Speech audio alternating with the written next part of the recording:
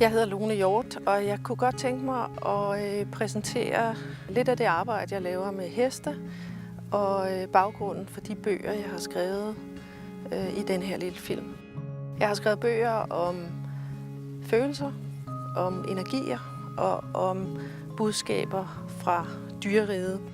Jeg har egentlig en baggrund som revisor og regnskabsrådgiver gennem mange år, og som mor. Og efter jeg i 2008 fandt ud af, at jeg var meget sensitiv, så har jeg kastet mig ud i det her nye stykke arbejde med at holde kurser, hvor hestene er samarbejdspartnere. Hestene de står stort set for det meste af arbejde og har en utrolig masse at tilbyde os. Kan vise os vejen til at finde ind til os selv og finde ud af ting om os selv,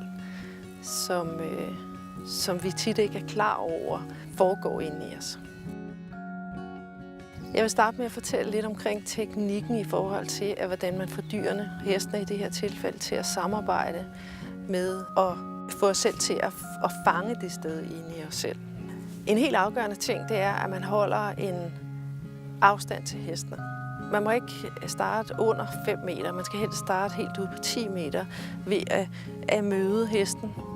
Og hele tiden være opmærksom på, hvad der foregår inde i en selv. Hele tiden være opmærksom på, hvad for nogle reaktioner hesten har.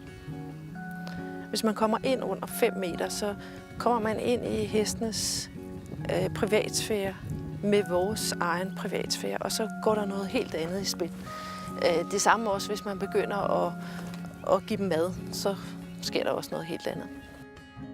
Den måde, man kan læse på hestene, hvordan de reagerer på en, det er ved at iagttage deres ører, deres hoved, deres bevægelser i halsen, og selvfølgelig bevægelser omkring, hvis de går helt væk. Men hvis de ligesom bliver stående og forsøger at tale med os, som jeg kalder det, så gælder det om at iagttage, hvad der sker i deres ører. Det, som man kan se på ørerne, er, at hvis de er fremadrettet begge to, så har man ligesom kontakt med dem. Men hvis ørerne de vipper lidt, og hvis hesten flytter hovedet, så er det et tegn på noget, der sker inde i os selv. Og alt det her går så ud på, man kan sige 2 ting.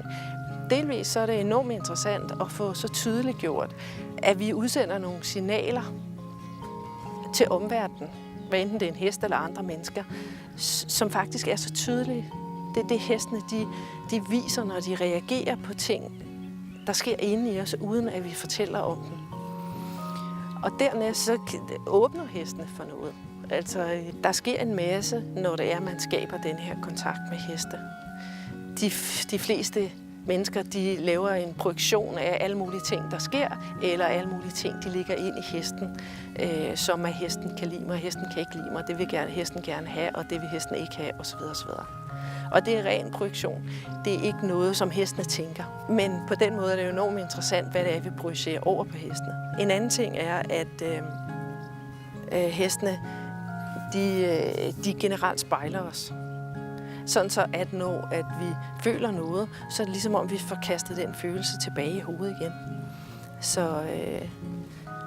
Så på den måde bliver vi også fortalt, hvad der foregår inde i os selv.